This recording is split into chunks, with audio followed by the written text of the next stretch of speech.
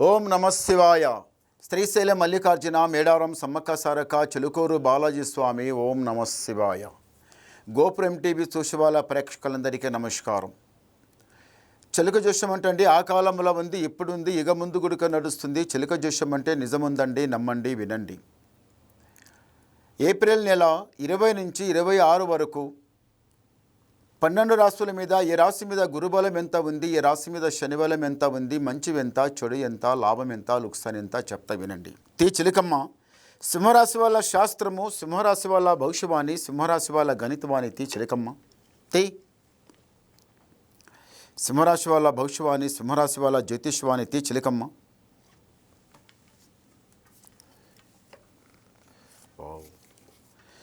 సింహరాశి వాళ్ళకి సాక్షితంగా ఉజ్జయిని మహాకాళి.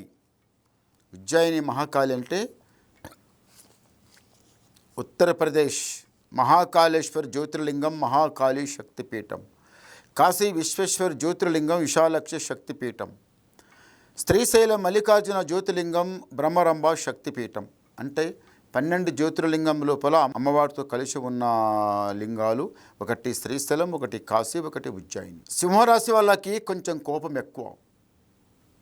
కోపం వస్తే వెనక జరగరు, ముందల్ని కాలేస్తారు. వాడు ఎంత తీస్మార్కుడు ఉన్నా, వాడు ఏ మాట మాట్లాడినా, వాడు 4 మాట్లాడితే 2 మాట్లాడతారు. భయపడరు, వెదిరించి ముందుకెళ్తారు. బాగుంది. ఈ రాశి వాళ్ళు మళ్ళొకటి కష్టానికి గుడిక వెనక జరగరు. రాత్రి అయినా పగలైనా కష్టపడతారు. పైసకు పైసా కూడపెట్టాలి. మా పెద్దలు సంపాదించిన ఆస్తికి మనం గుడిక ఇంత సంపాదించుకోవాలి. పెద్దలు సంపాదించిన ఆస్తికి మనం గుడిక ఇంత సంపాదించుకోవాలి. చెయ్యికి చెయ్యి తోడు ఎట్లా ఉంటుందో, పైసకు పైసా మా పెద్దలు సంపాదించిన ఆస్తికి మనం కూడా ఇంత ఆస్తి సంపాదించుకుని పెడితే మనకు ముందల చాలా మేలవుతుంది కదమని ముందు అంచనా చాలా గొప్పగా ఇస్తారు ఈ సింహరాశి వాళ్ళు. ఇల్లు కట్టాలని కూడా కొందరు ఉన్నారు సింహరాశి వాళ్ళకి. కట్టాలి, లేకపోతే కట్టిందన కొనాలని చాలా ఆనందపడుతున్నారు. కానీ ఇంతవరకు కట్టిన వాళ్ళు కొంచెం గడ్డ పైకి ఎక్కిండ్రు. కొందరు ఏమనుకుంటున్నారంటే, ఏం చేసినామయ్యా, ఇల్లు కట్టినా అప్పుల పడ్డం, మళ్ళీ ఏదన్నా చేయాలనుకుంటే అది ఇది చేయాలనుకుంటే అయితలేదు. ఇంట్లో బరకత్ అయితలేదు. వచ్చిన పైసా వచ్చినట్టే పోతుంది. మనసు శాంతం ఉండలేదు. రాత్రి చూస్తారా కళ నీడ పడడం, మనసు ఉల్లాసంగా రాకపోవడం, జరాలు, మంచి చెడు, ఇంట్లో ఏదేదో అవుతుంది. మరి ఇది ఎట్లా, ఏమిటిది అనుకుంటున్నచ్చు. కానీ ఏమీ కాదు, పరమాత్ముడు ఉన్నాడు.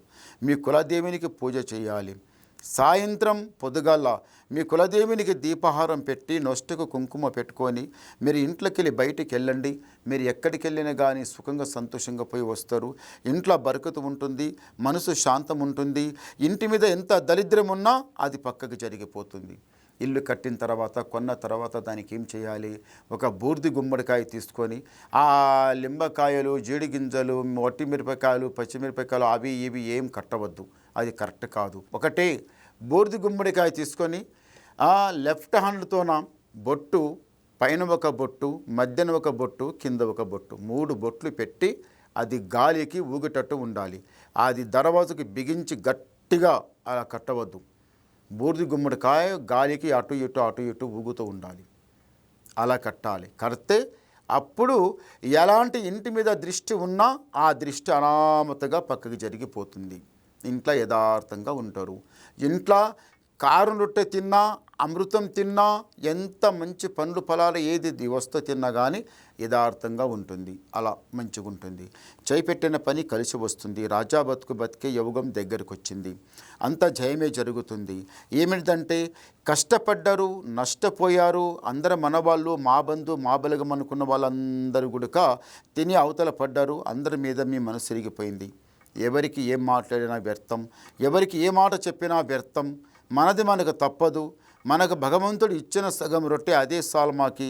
ఎవరి మీద ఆధారం పడ్డా, ఎవరి మీద ఆశపడ్డా, ఎవరి మీద నమ్మకం పెట్టినా, ఎవరు వచ్చి ఏదో కాపాడుతాడనుకున్నా ఇదంతా అబద్ధం. ఇది కాని మాట. మన సొంతం మనకి, మన కష్టం, మన రెక్కలు మనకి చుట్టాలు, మన కాళ్ళే మన బంధువులు అని ఇలా మంచిగా ఆలోచించి మీరు నడుస్తారు. అలాగే నడవండి, చాలా బాగుంటుంది. జయం జరుగుతుంది. ఉన్న దరిద్రం అంతా వెళ్ళిపోయే టైం మీకు దగ్గరకు వచ్చింది. గురుబలం మీకు చాలా బాగుంది. తొందర మాత్రం పడకండి. ఒకసారి గవ్వలేద్దాం. ఓం నమ శివాయ. 3 చాలా మంచి గవ్వలు పడ్డాయి.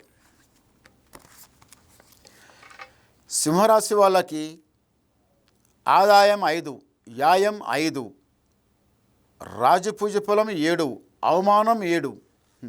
ఈ రాశి గుడక సింహరాశి వాళ్ళకి 7వ స్థానంలో శని వచ్చి కూర్చున్నది, 5వ స్థానంలో గురువు వచ్చి కూర్చున్నాడు. గురుది ఏం నడవది, శనిది ప్రభావం చాలా ఎక్కువ నడుస్తుంది, ఇంటికి సతాయిస్తుంది. ఏ తీరునన్నా వచ్చి ఏదో నెత్తి మీద ఇంత కంప ఇచ్చినట్టు పని చేస్తుంది, అది సతాయిస్తుంది. ఆ భగవంతుని మీద నమ్మకం పెట్టండి. ఆ శ్రీశైల మల్లికార్జున స్వామి, ఆ 7 కొండల మెట్లు స్వామి మెట్లు ఎక్కండి, మీకు జయం జరుగుతుంది.